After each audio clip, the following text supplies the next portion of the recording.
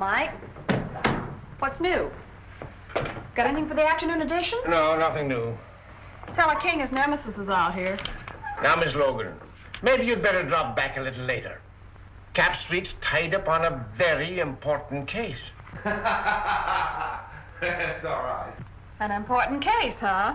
So the boys get a fast call. Put in a wreck the car, and when they get down there, it's just another family quarrel. Hello, Bill. How many times have I told you not to bust in my office? I can shout louder than you can, Bill Street. I want some news. Of course, you know Miss Bobby Logan of the Herald. Little gal gets all the medals for digging up the bodies. Check with those fingerprints, will you? Right. Well, goodbye. A polite policeman. Oh, come on, Bill. Give me a story. You know I've got to have something for the afternoon edition. Everything is peaceful and quiet. I have nothing for the afternoon edition. Now, scram. Captain, the coroner phoned. They've just taken Dan Grady to the morgue. They fished him out of the bay about an hour ago. Murdered.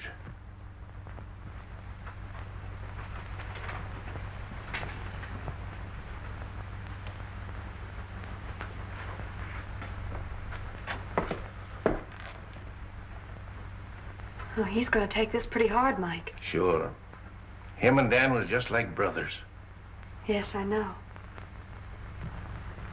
What makes you think they tried to hide his body, Doc? Well, in the first place, when word was found, washed ashore down the bay. Lungs were collapsed. That means the body was under water pressure for some time. This was tied around the ankles, and there were deep bruises. Tied a weight on him and threw him overboard. That's right, Bill. After the bullets had done their work. Yeah. Did you get them over to ballistics? Mm-hmm. There's a clothes he had on. Take a look. Seaman's outfit. Andy, check these clothes and see if you can find out where he bought them. Thanks a lot, Doc. I'll check with you later about Dan. Bye, Bill. This hits the whole department with a jolt, Bill. Hit me a little harder than the rest. Dan and I were together as kids. Took our training together. Pounded the same beat. Yes, I know. You say he was on a smuggling detail. Yes. That ought to lead us to something. Nothing unless he was following a hot trail. You know Grady. He always preferred to work lone wolf on a case. Well, it's in my department now, Chief. It's homicide. Yes, and you have command of every resource of the department. I may need it. Because I'm going to find out who killed Grady if it's the last thing I do. I know you will, Bill. And good luck. Thanks.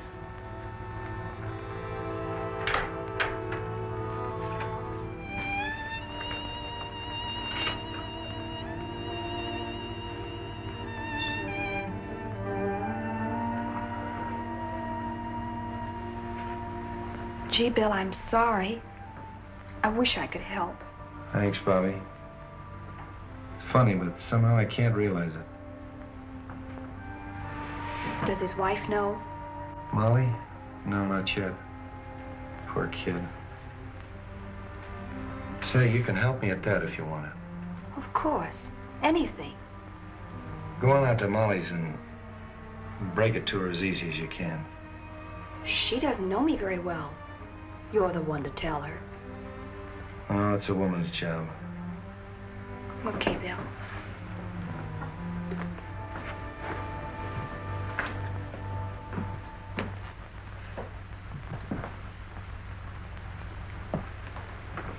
I came just as soon as I heard the news. Am I glad, Wong? I sure can use you. Unfortunately, I can't call you in on this case officially. I'm more or less doing it on my own. I'll do everything I can to help. Dan Grady was my friend, too. Thanks. You know what it means to me. Well, not too fast with your thanks. You know, the only reason I've been useful in the past was because in each case the Orient was involved. Well, Dan Grady was assigned to the smuggling detail. And smuggling in San Francisco means the Orient. Let's have a look at his office. Good. Wife and kid.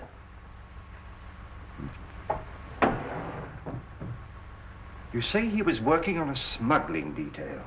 Yes, sort of a roving commission. The reason they gave it to Dan is because he was born and raised here in San Francisco. He knew every nook and cranny. But the seaman's clothes would indicate that he was working on something at the waterfront. Yeah, but what? Whoa, look here. What is that?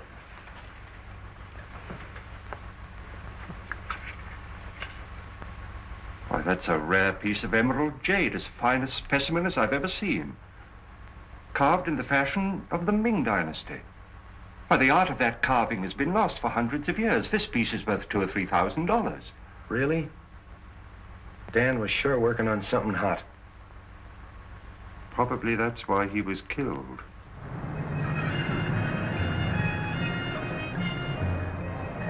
Yes, I have seen many similar in the past 3 months. From the captured provinces.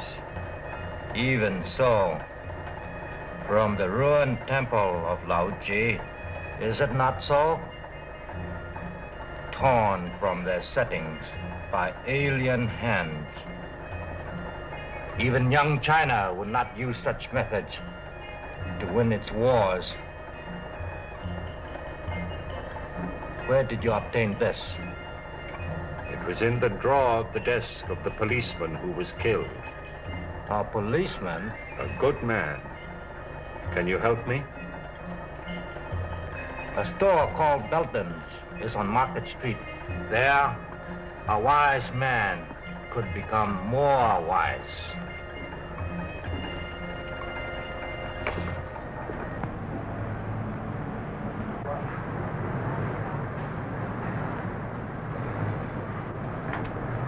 I'm Mr. Belden. Something I can do for you? I'd like an appraisal on this piece. Why, certainly. Oh, a most unusual piece. The coloring is magnificent. But I'm afraid I can't appraise its real value. But I understood you specialized in Oriental jewelry and art objects. No, only imitations. We haven't a piece of jewelry in the house worth over $50. I'm afraid you've come to the wrong place. So it would seem.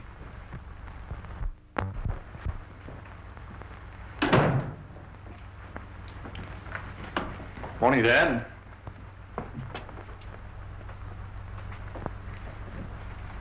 I suggest you try Harrington's over on Kearney.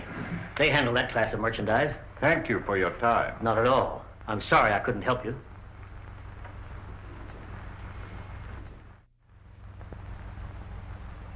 Yeah, Chief, that's the guy, all right. I'd know that face anyplace. Why, that mustache. Even the checkered tie. Yeah, it's him. Checkered tie, huh? Yeah. Where'd you see him?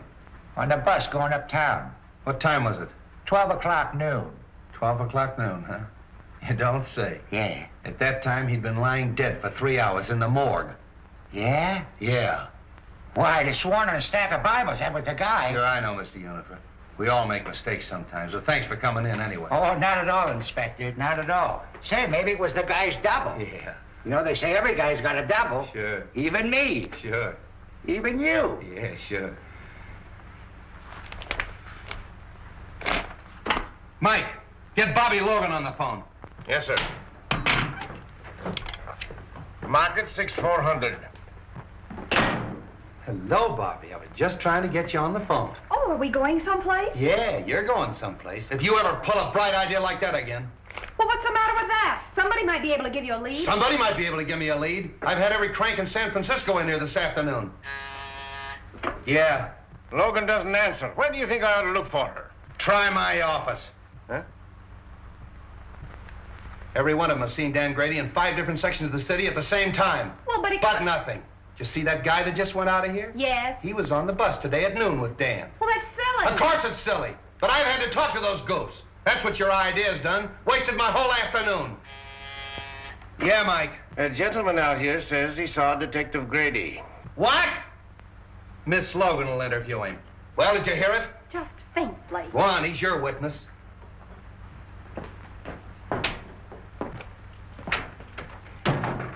Are you Mr. Lyons? Yes. Oh, I'm Miss Logan of the Herald. I put that picture in the paper. Oh, how do you do? Well, I saw the man last night. Are you sure? Certainly. We talked for quite a while in the bar at the Club Neptune. Good afternoon, Miss Logan. I came in answer to your advertisement. Oh, now look, Mr. Wong. Now give me the details and talk fast. Oh, hello. Did you get any information? I called on an old friend of mine in Chinatown who advised me to investigate Belden's store on Market Street. Belden's? You know, the jewelry shop. Oh, sure. I'll put a couple of men on it. No, I think I'd leave things the way they are for the time being. Bill Street, I've got him! Got who? This man did see Dan Grady.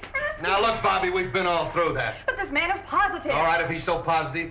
What was he wearing when you saw him? Well, sort of like a sailor, you know, pea jacket, striped sweater. He had on dungarees, peak cap with black patent leather visor. Where'd you see him? At the Club Neptune. He was sitting at the bar having a drink. What time was that? About 8:30, I guess. That fits in, doesn't it, Wong? Yes, it does. Well, of course it does. Silly idea, huh? If it hadn't been for that Quiet. paper. You're quite sure this is the man? You're absolutely certain of your identification? Oh, yes. My drink happened to tip over and spilt on him. And I apologized, and we got to talking. And then what happened? Well, we talked together for a couple of minutes about football and things like that. Then I left and went home. You left him at this Club Neptune? Yes, he was still sitting there when I left. Well, thank you very much. You've been a great help. Is there any reward connected with this? Well, you see, Miss Logan takes care of that. Well, I'm sorry, Mr. Lyons. I'm afraid there's no reward, but, well, I'd be very glad to mention your name in my next story of the case. Did you say your first name was Homer? Yes, Homer. L-Y-O-N-S. Thank you. Too bad you haven't got a picture. Oh, I have. I brought one along just in case. Oh, thank you very much, Mr. Lyons. Thank you. Good day. Well, Bill Street, do I get an apology or don't I? Sure, I'm going to get the mayor to give you a key to the city. Terrific. The police thank the Herald for giving them their only clue. How's that, Mr. Wong? Not nearly strong enough. You've earned our undying gratitude. Well, I hope the information is some use to you. I'll see you later. Not me, Flatfoot. Get one of the nurses out of the receiving hospital. They don't mind a pain in the neck. Hey, you think that's a bad idea? Well, now, Street, just what do you know about the Club Neptune? Oh, not much, Wong. We better have dinner together. I'll take you down there later. I want to talk to this Harry Lockett. Harry Lockett? Yeah, he's the fellow that owns the Club Neptune. Hardway Harry, they call him. Hardway? Oh, a gambler? Yeah, gambler, smuggler, crook, everything.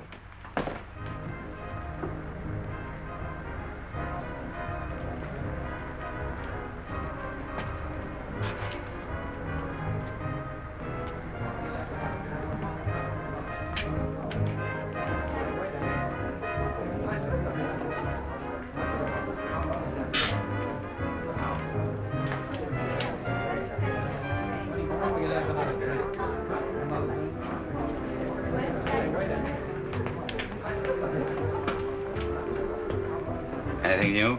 No. How are things upstairs? Usual crowd, not much play yet.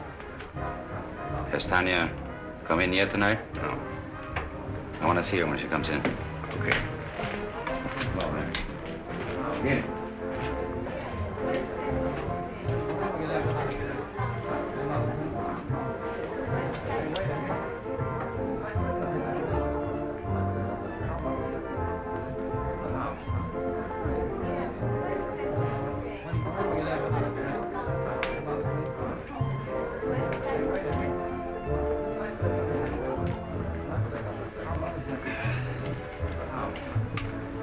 Two dry martinis, huh?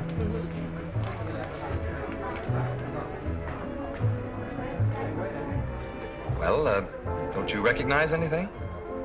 What? I'll bet you don't even know what day this is. Of course I do. It's Friday. That's why you insisted upon coming here for a fish dinner. Oh, no, it isn't. We came here because this is an anniversary.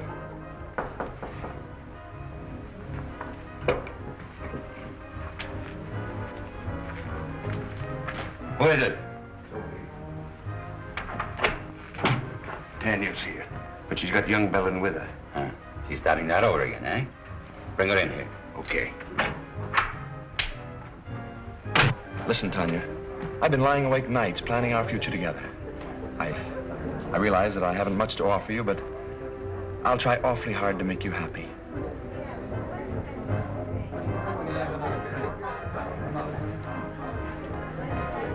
Oh, excuse me, Frank.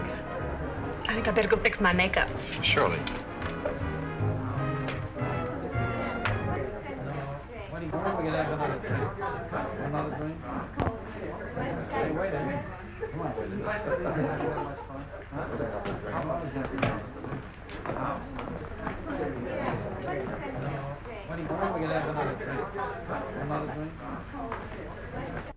What do you want? I thought I told you to keep away from young Belden. And I told you that my personal affairs are none of your business. What are you trying to do? Get the old man on our neck? Keep away from that boy or I'll... Or what? I guess if I'm good enough to help handle his smuggled junk, to run the risks that he cashes in on, I'm fit company for his son. Well, what about a certain other gentleman?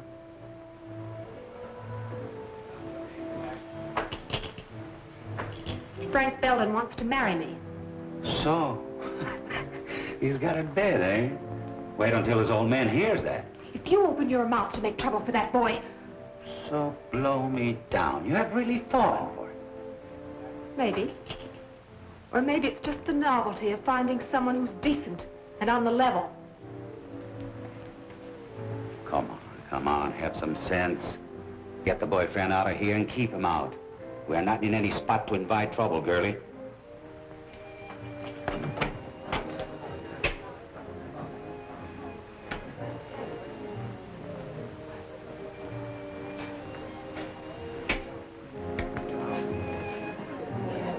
I seem to have developed a headache, Frank.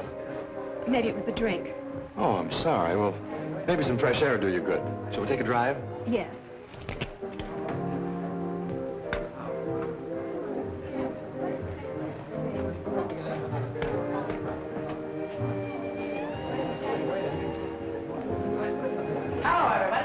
Well, ain't it grand we can all be together?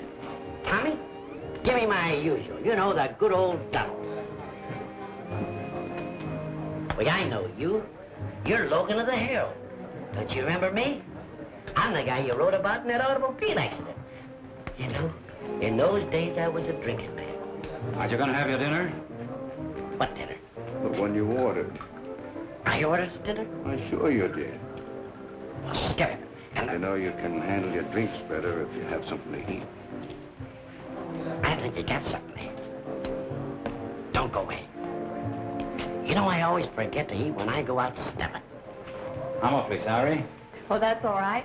He was just feeling hospitable. That's easy to understand. The Club Neptune feels the same way, Miss Logan. Gee whiz, I'm famous.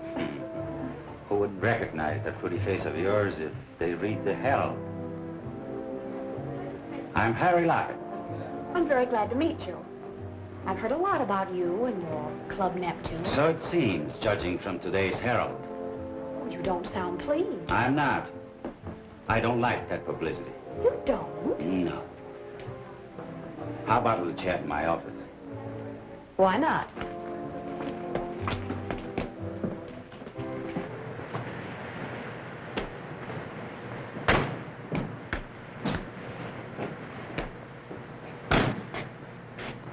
I think I'll take a look round the back.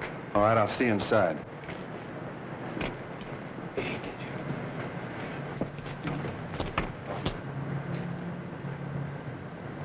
You see, Miss Logan, we don't like newspaper people around here. I see your point. You know, if you had this place soundproof, those poker chips up there wouldn't make such a racket. Just a little friendly advice. Thanks. And here's some for you. I wouldn't write any more stories about the Club Neptune if I were you. Are you trying to tell me what to put in the Herald? I'm trying to tell you what you shouldn't put in the Herald. In fact, I'd just as soon you stay out of here. I think you'd be safer. Sometimes some people get hurt. Yeah, Dan Grady got hurt, didn't he? Hey, you sure stick out your neck, don't you, little girl? Who is it? Captain Street. What are you doing here? Mr. Lockett was just making some suggestions as to the news policy of the Herald. All right, Bobby. Well, now look here, Bill. Come on, come on. Hello, Hardway. Oh, Copper.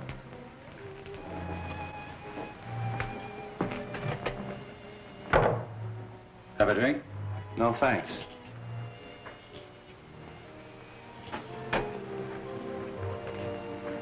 What's on your mind, Street? I suppose you read about Dan Grady. Oh, yes. That's too bad. I don't think I knew him.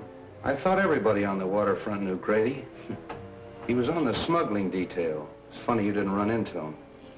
I resent that, Street. I resent what happened to Dan Grady. Quit stalling, Hardway. He was in this place last night at 8:30 at your bar. Well, maybe he was. So about a lot of other people.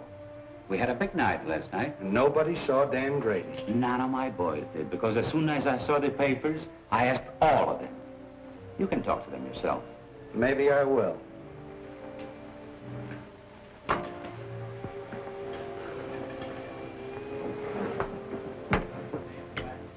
Cigarette? Over there.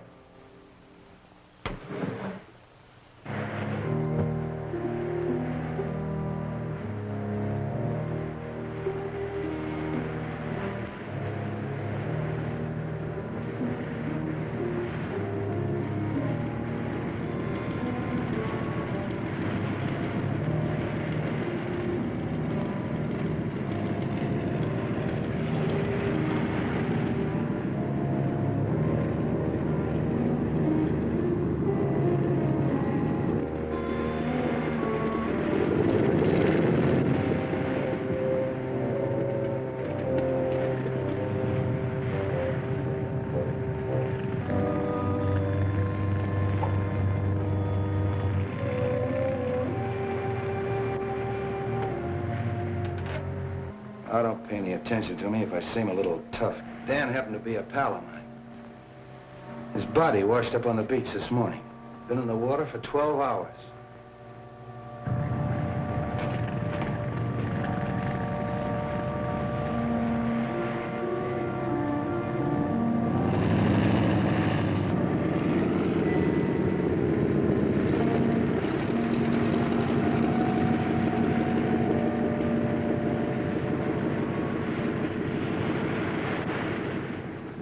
Kind of a tough way to go, isn't it? Well, Street, they say that drowning, it's an easy death. But Grady had 2 slugs in the back of his neck before he ever hit that water. That's not so easy, is it?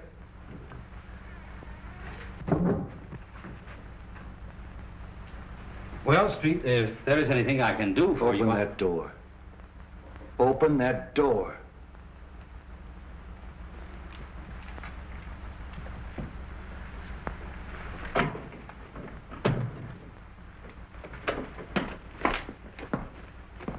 Well, hello, Street. How'd you get in there? The secret stairway in the haunted house.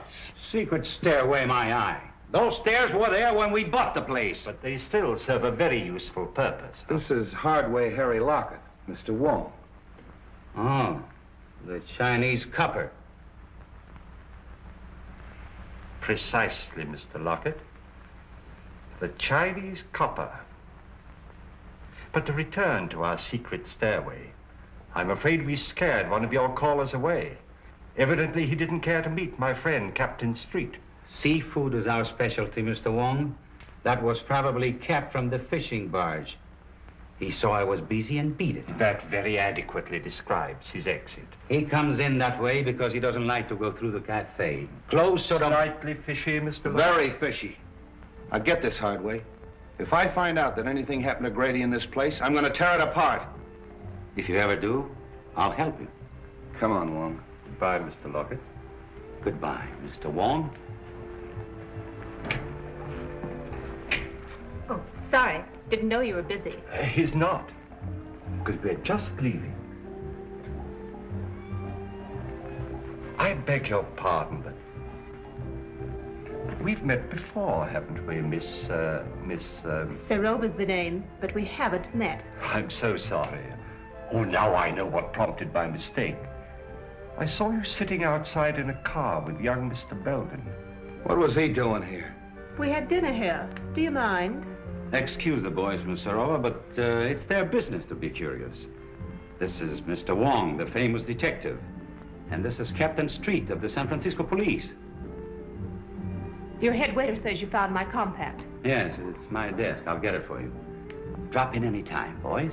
It'll be your turn to drop in on us the next time.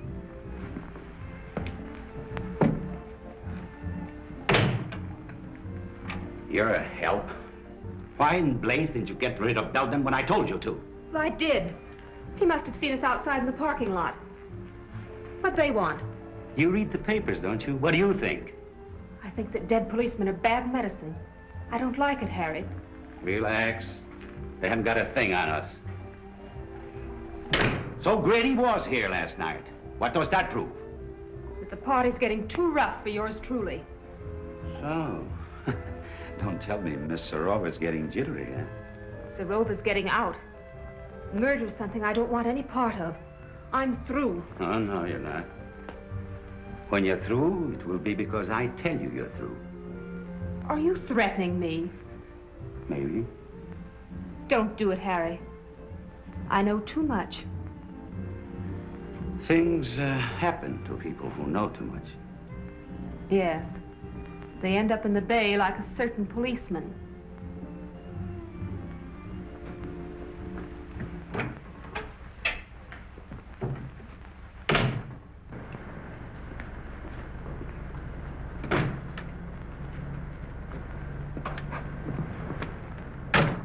That seafood gag of Hardway's was a hot one.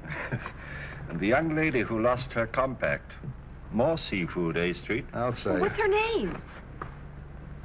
I thought I told you to scram. You're always telling me to scram. Well, you're not gonna ride in a police car. Okay, let me out and I'll put on my roller skates. Oh.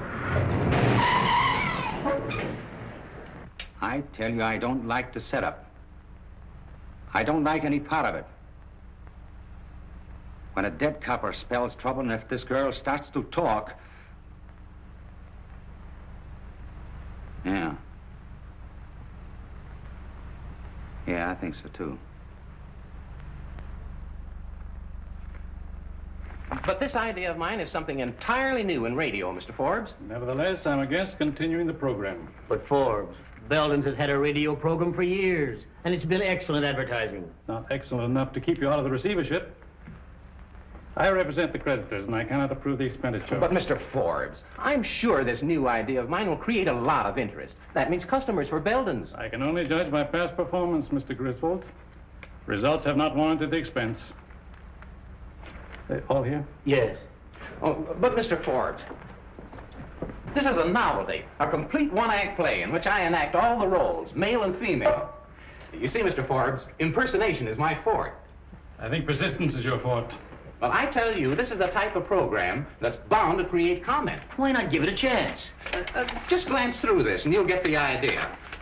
After the commercial, the music fades out and you hear footsteps and a knock. Now, read from there on.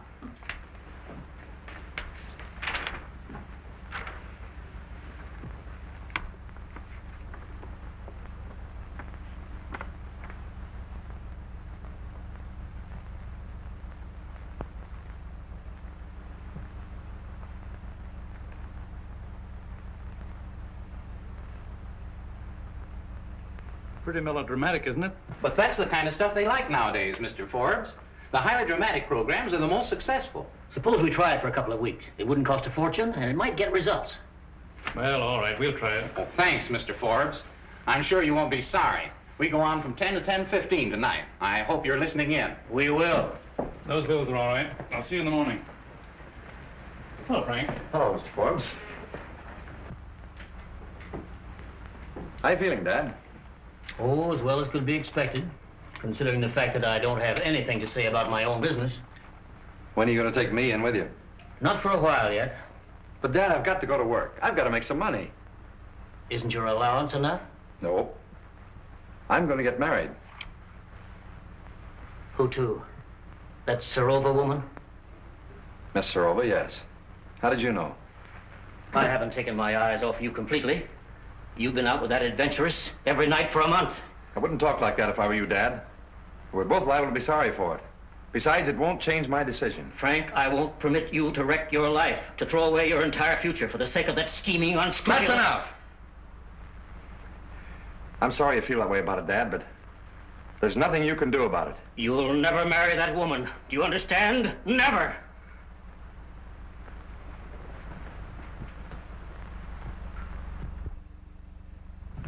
Morning, Soapy. Everything shipshape? No sign of the police, if that's what you mean. Oh, why, Soapy, that's the farthest thing from my mind. Bring me the checks from last night, eh? Okay.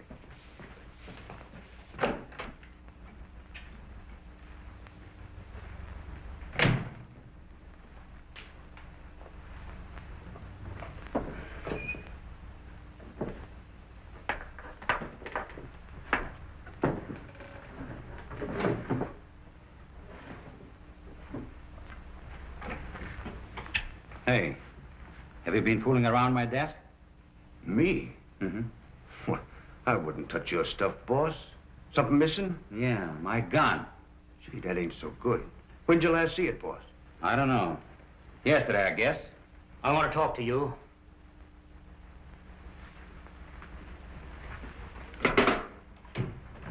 Say, what are you thinking of coming down here after what's happened? I told you I'd get the stuff to you as soon as it was safe or kept to bring it in. That isn't why I'm here. I want to know what that Sarova woman is doing running around with my son. Well, I did my best. You know, after all, it's not such a bad idea, sort of a close corporation. Are you mad? My boy has no part in all this. I went into it because it was the only hope I had of saving my business, of meeting my obligations, but not to the extent of wrecking his life, and that's what this marriage would mean. That's your problem. Right now, I have more important things to do than nurse a lovesick pup. If you value your neck, you'll do something about it. I'm warning you, Lockett. Before I see this happen to my son, I'll blast everything wide open. Including yourself? Including myself. Uh-huh. I see you. You like the idea of a few months on Alcatraz? I'll stop at nothing.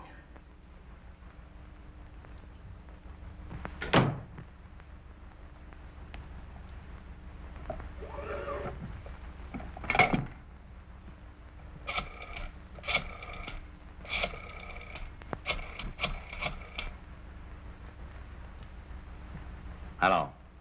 Hello, Tanya. This is Harry. I want to apologize the way I talked to you last night. Oh, you know, I couldn't mean it.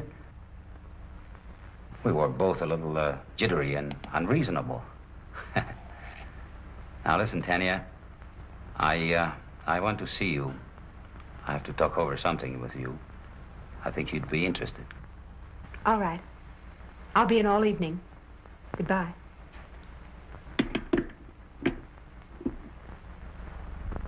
I hope I didn't keep you waiting, Fancy. Oh, that's all right, so don't mention it.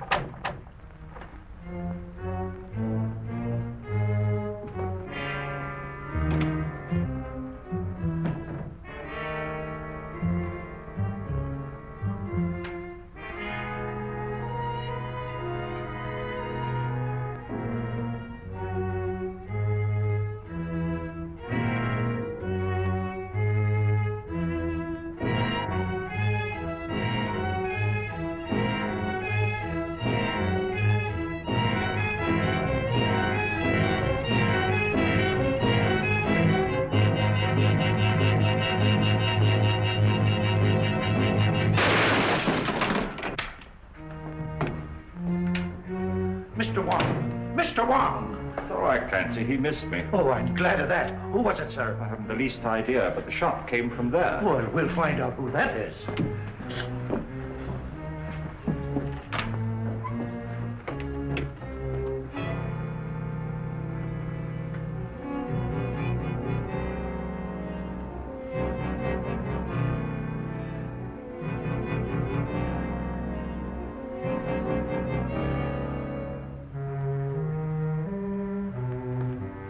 Well, whoever it was, beat it out the back and left the door wide open. Whoever it was, he killed Mr. Belden. What?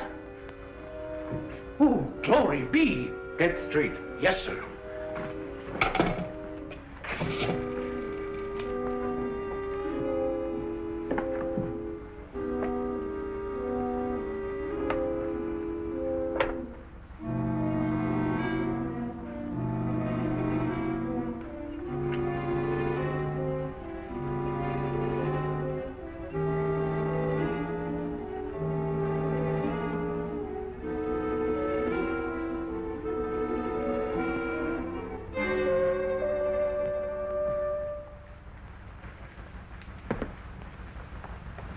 This case has got a million angles. If this jade matches the stuff we found in Grady's office, Belton had a fortune hidden away. And I can't understand why he was in receivership. Well, perhaps he went into this kind of business to get out of receivership. What's that receiver's name? Maybe he can help us. A man named Forbes. You know where he lives? At the town apartments. We'll go up and see him. Clancy, call my office and have young Belton picked up. Tell him to hold him till I get there. And wait for the coroner. Yes, sir.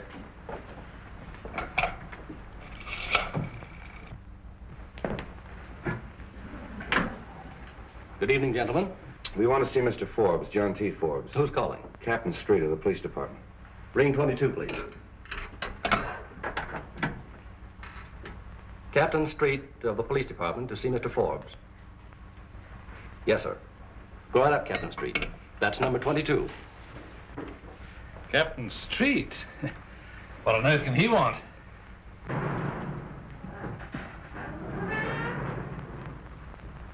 I wonder if I've forgotten a speed ticket. Excuse me. Pray to take my hand, will you? Okay, but it's 10 o'clock and I'll have to meet Elfie. Probably won't be very long.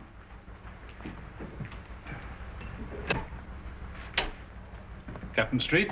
That's right, and it's Mr. Wong. How do you do? How do you do? Come in here, gentlemen. Thank you.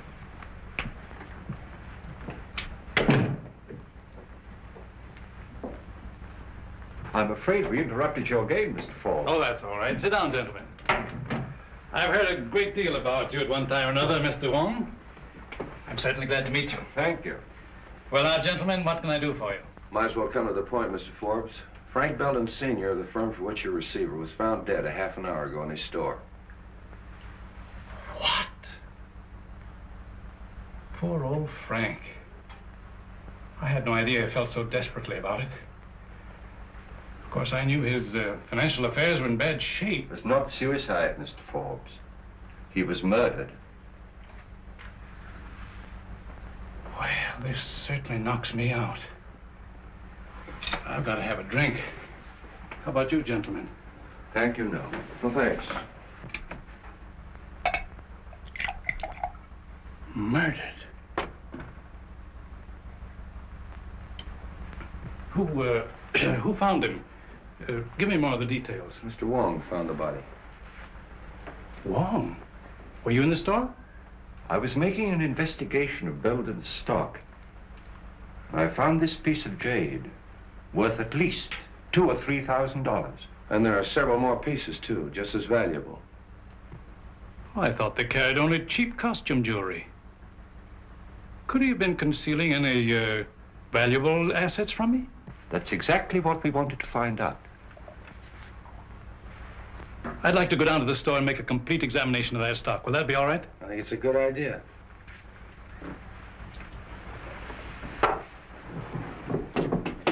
Will you have a cigar, gentlemen? Yes, thanks. No, thank you.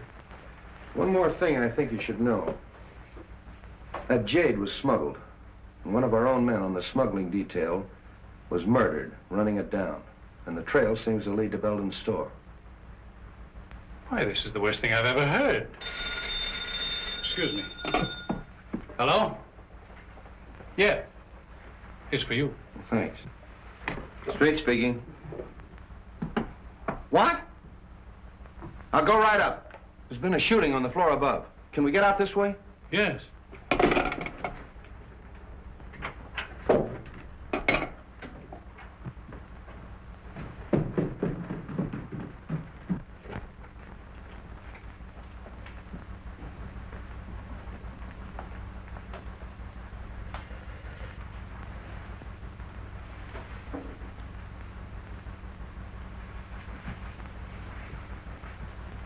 That's that Serova girl. How do you like this? A murder right over my head. Yeah? Oh, you're the clerk. Yes, sir. I telephoned headquarters from downstairs. Thanks. What do you know about this? Nothing, except what the switchboard operator told me. What'd she tell you? Well, I was sitting in the lobby when all of a sudden she started yelling, Miss Serova's being killed. All right. Take it easy. Sit down. What did you hear on the phone? Well, I was sitting there as usual when the buzzer sounded, and it was a call from 32. What time was that? About 14 after 10. That's an odd time to remember, 10:14. Well, I'm not sure, but it was 15 after 10 when I heard the shot. and they were arguing about a minute. Who was arguing? Miss Soroba and the man. Well, what were they arguing about? What'd they say? Oh, he said, get away from that telephone. That's the last time you're going to pull that sort of stuff on me. And Miss Soroba yelled, don't shoot, don't shoot. But he did. It's quite possible, Street. The receiver's off the stand. Yeah. Did you recognize the man's voice? No, but he was awful mad. Anybody come through that lobby that might have come up here? No, sir. Did you pass anybody on the way up? I didn't see anybody. All right, that's all for now. Stick around downstairs. Oh, hello, Doc. Prints, photographs, the works. And I want you to get me that Oh, little Bo Peep, huh? What are you made up for? That's all I need! Just be sure to get everything in this corner, will you, please?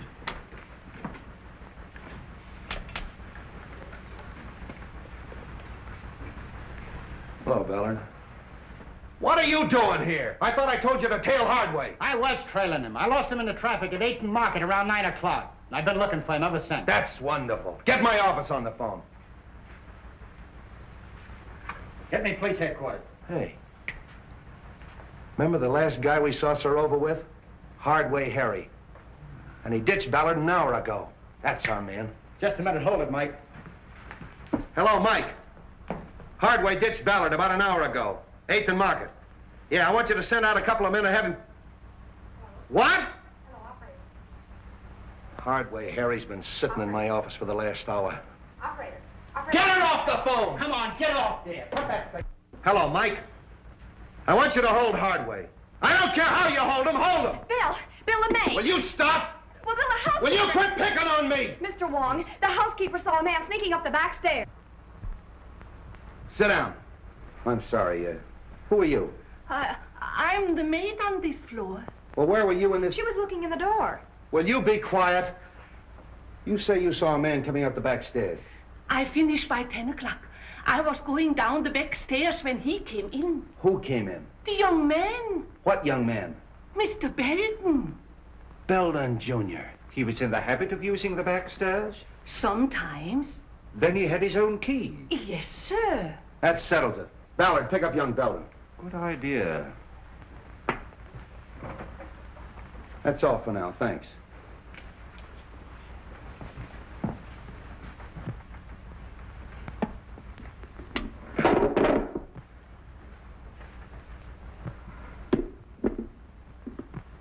You know, Wong, Belden knew Soroba. Hardway knew her. They're all mixed up in this thing some way. I'm gonna have them all come in my office tomorrow morning at 10 o'clock. What am I doing?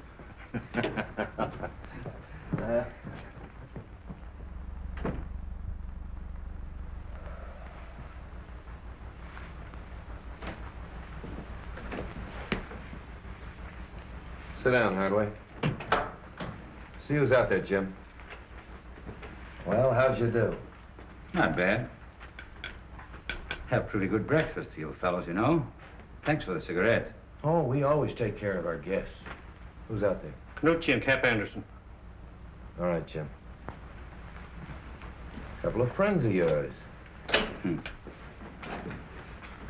What were you doing here last night? Well, I caught one of your boys following me, and I figured he wanted to make sure where I was. So when he lost me about 9 o'clock, I decided I better check in. So you'd have an alibi because you knew Tanya Soroba was going to be killed last night. What? Yeah, murdered last night. Oh, coming in here wasn't such a bad idea, was it? What time did you get here?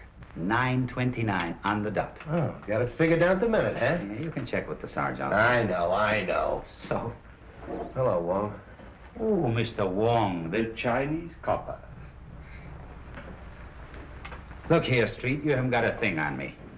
I knew Soroba, sure. She used to come to my place very often. But so do a lot of other people. Including young Belden. Yes, with Soroba, yes. So what? How well did you know young Belden? Casually. How well did you know his father? Just an acquaintance. When was the last time you saw him?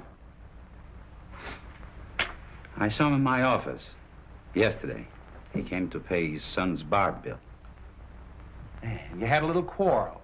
And then you followed him down to his jewelry store and shot him. Old man Belden shot? Yeah. That's too bad. Yeah, it is too bad. He got it the same way Grady got it, in the back of the neck. What's your alibi for that? I was being trailed by one of your coppers, by good luck. Why? A man named Forbes is out here. He said you sent for him. All right, send him in. Wait outside, Art.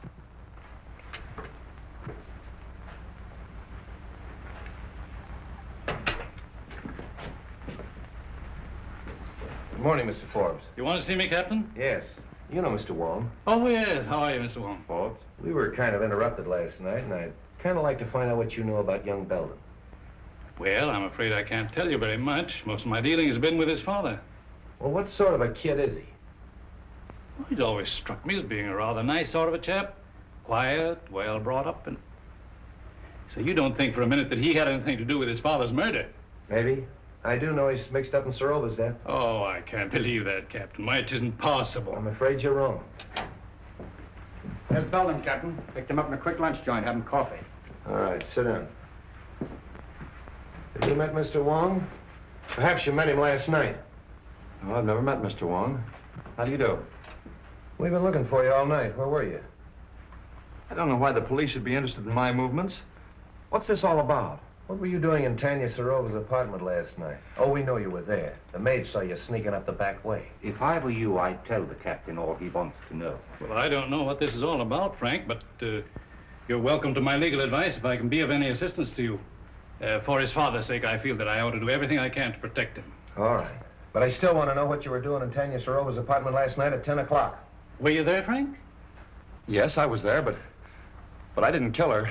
She was dead when I found her. Don't give me that. Well, you don't know what you're saying, Frank. I demand that this boy be advised of his constitutional rights. I'll take care of his constitutional rights. This is a murder investigation. Tanya Sorova was killed last night at 10:15. Just 15 minutes after this young man was seen going in her apartment. That's not true. It's not true, I tell you. She was dead when I found her. Are you sure of the time, Street? Your own switchboard operator heard the argument and the report. They phoned Street in your study, you remember? Yes, that's right. All right, Belden, alibi out of that. Come clean. Why'd you kill her? I didn't, I tell you. I love Tanya. Why would I want to kill her? I'll tell you why. Because you were jealous. You thought she was double-crossing you, and you went up to her apartment and you quarreled, and then you killed her. That's a lie. Every word of it's a lie. So you found your sweetheart murdered, and what did you do? You ran out and hid. Why didn't you call the police? I don't know. I was half crazy. Now, see here, Street, this boy is no condition for questioning. I'll say he isn't, because he doesn't know the answers. Gentlemen, I suggest that we all calm down. Allow young Mr. Belden to tell us what happened in his own way. All right. I'm listening. Now, supposing we go back just a little way, shall we? When did you last see Tanya Sorova alive? When she promised to marry me. Yesterday afternoon, late. And where was that? In her apartment. I was going to take her to dinner, see, but she said she didn't feel well, so I went out and got a bite, and then I drove around a little while. Yes, and then? Well, on the way home, I saw a light in the apartment, and I went up to tell her good night. Are you in the habit of using the back way? Yeah, I had a key. See, sometimes Tanya wasn't in, and I'd go in and wait for her. Yeah, but she was in last night. Did you use the key then? No. No, that's funny. I remember that the door was open. Hmm? What else do you remember? Yes, Belden, go on. Well, I went in and called her, but there was no answer, so I went in the living room, and on the floor I saw her over by the window. Near the telephone? I don't know. I didn't see anything but Tanya. Was there anything else in the room that was unusual, that attracted your attention? Anything at all? Yes, I remember the radio was on. No, don't kid me. The radio wasn't playing when I got there. If you didn't leave that apartment till before 10:15, where'd you go? I don't know. I drove around. I don't know where I went. I drove all night. What? Captain, a fellow out here named Griswold says he's got to see you. Who's Griswold? What does he want? What does he do? What do you want to see him about? Well, I got to talk to him. I'm from radio station LMAB. He's from the radio station, LMAB. I don't know anybody from a radio station. Tell him to wait. And he says you got to wait. All right, come clean. You didn't leave that apartment till after 10:15. After you killed her! Stop it, I tell you, stop it! Street, you're getting nowhere browbeating the boy this way. Maybe if you let me talk to him quietly somewhere. All right. I'll talk to him quietly. Would you like to see your father? No. Why should I want to see him? He's probably glad she's dead. Why should he be glad? Doesn't he like her? No. Did you quarrel over with your father? Yeah, we had a quarrel and I walked out on him. And then you walked back last night to his jewelry store and shot him, killed him. You mean my father's dead? Stop it, will you? Stop it! What are you trying to do to me? Somebody get me a glass of water. Oh, never mind the water. Oh, I protest. Get him a glass of water. Where is it? Outside. Something wrong, Captain? Yeah, give me that brandy.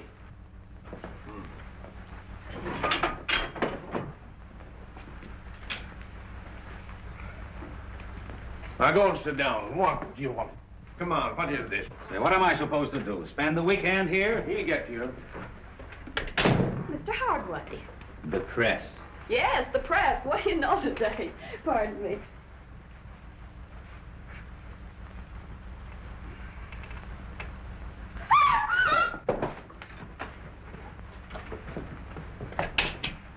What's the matter? Who is this? It's the fellow from the radio station, Griswold. Where'd this paper file come from? Say, that looks like mine. It's missing from the desk. All right. Who did it? This is the payoff, right in my own office. Stay away from that phone.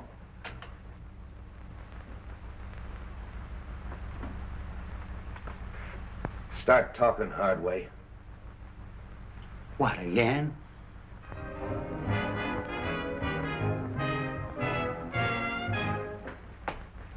Sorry for the interruption, Mr. Wong, but that was a new program, and I wanted to check on it. Not at all. It's all most interesting.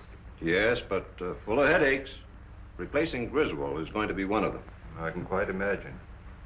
His programs were popular, weren't they? Very. He was a talented young man. Wrote most of the sketches and played all the parts in them. He played female roles as well? Oh, yes. In the sketch you want to see, the one he did last night, he played a very emotional feminine role. Here's the manuscript for it. Thank you.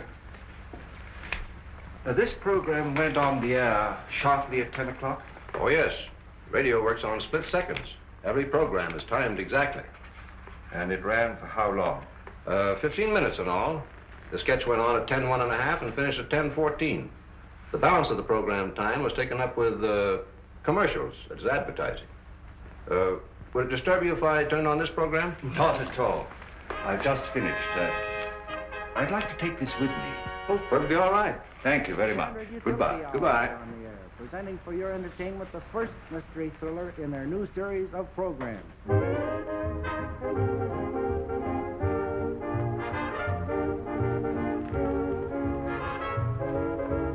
How do you do, sir? Can I help you? Yes. Is this the new remote control radio? Why, yes, and a very fine instrument, too. I wonder if you'd be kind enough to give me a demonstration. I'd be glad to. Won't you sit down? Thank you. Now, this is the remote control box. Looks like the dial of an automatic telephone. And works very much on the same principle. You see, it's not attached in any way to the demonstration radio. However, being in any part of the house and desiring to change the program, we simply switch the dials and the radio automatically switches. I'll show you. California, fair Tuesday and Wednesday. Moderate temperature, light to moderate northerly wind off coast. At just what distance would that still be effective? Guaranteed up to 200 feet. Tuesday and Wednesday. Rains extreme northwest. And you can shut the radio off in the same way? Oh, yes. Just press down on this right here. Coming suddenly and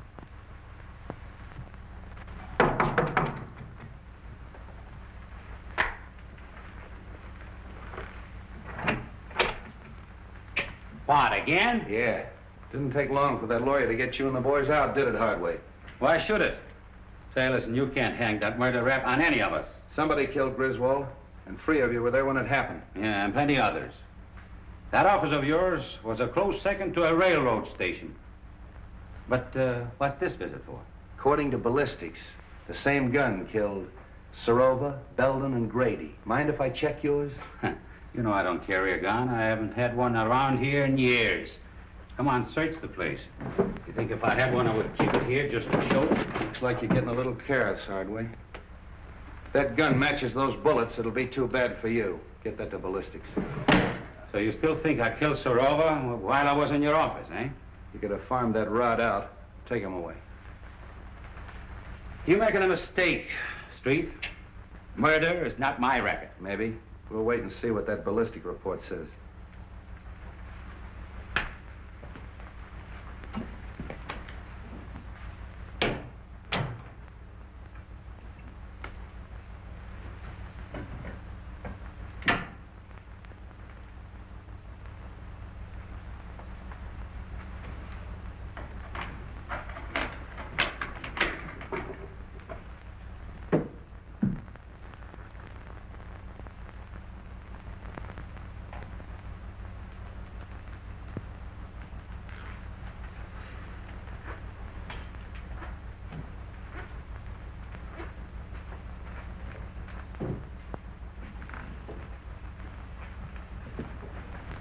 All right, keep your hands right there.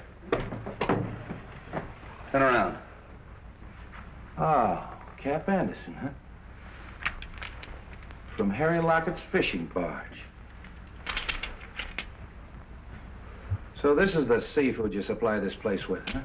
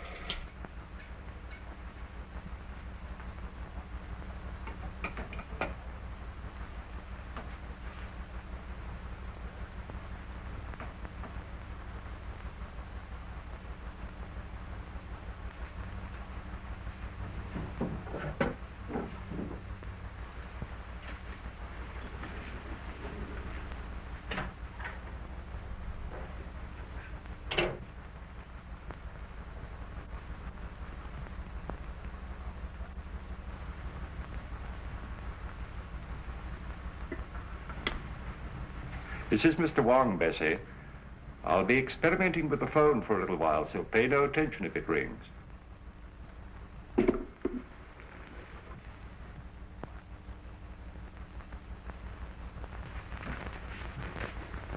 Oh, come in, Forbes. Oh, it's you, Mr. Wong. Well, that is a relief. I was wondering who was up here. Oh, you put that string down past my window. Yes. When I found the receiver off the stand last night, I had an idea that the switchboard operator was intended to overhear what she heard. I don't follow you. I believe that the murderer had a way of forcing her to listen at the right time. You think that a murderer would deliberately invite a witness to his crime? He might arrange to have her think she was a witness. With a piece of cord, a telephone, and a radio. I don't understand. Now, this radio is a new remote control model. Now, let us assume that a certain radio program exactly fitted a given situation. How easy it would be to tune in the desired station at the right time and be nowhere near the instrument. Oh, I see. You mean that the crime could have been committed some time before? Of course. And by any of our suspects. who had such cast-iron alibis. Hardway Harry Lockett, for instance, who planted himself in Street's office at the supposed time of the murder. Any of his friends. Even young Belden? Even young Belden. He was here at 10 o'clock. Who knows? Perhaps it was his second visit. You don't believe that, do you? No. Nor that any of the others did it, either? No.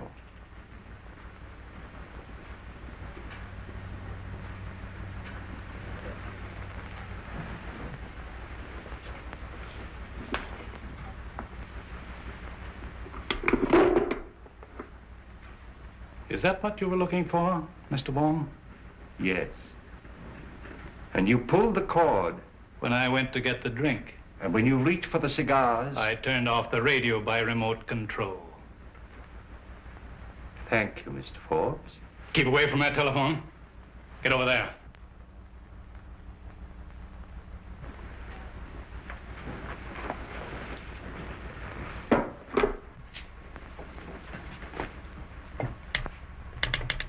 Operator. Oh, hello, Captain. Hello, is Mr. Forbes in? I'll see for you. Operator. Mr. Forbes doesn't answer. All right, thanks. Why don't you answer that call? Well, that's Mr. Wong. He told me not to pay no attention to it. Mr. Wong? Yeah, he's up in Mr. Rover's apartment playing with the telephone. Well, I hope he's having a good time. I'll drop up and see him. Playing with a telephone.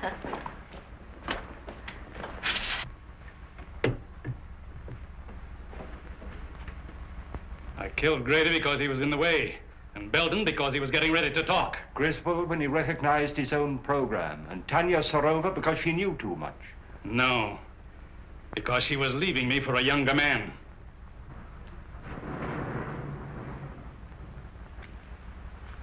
It's you who knows too much. Wong, this is Street. Just a moment, Street.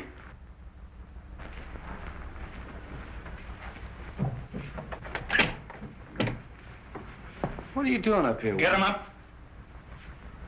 Over there with him.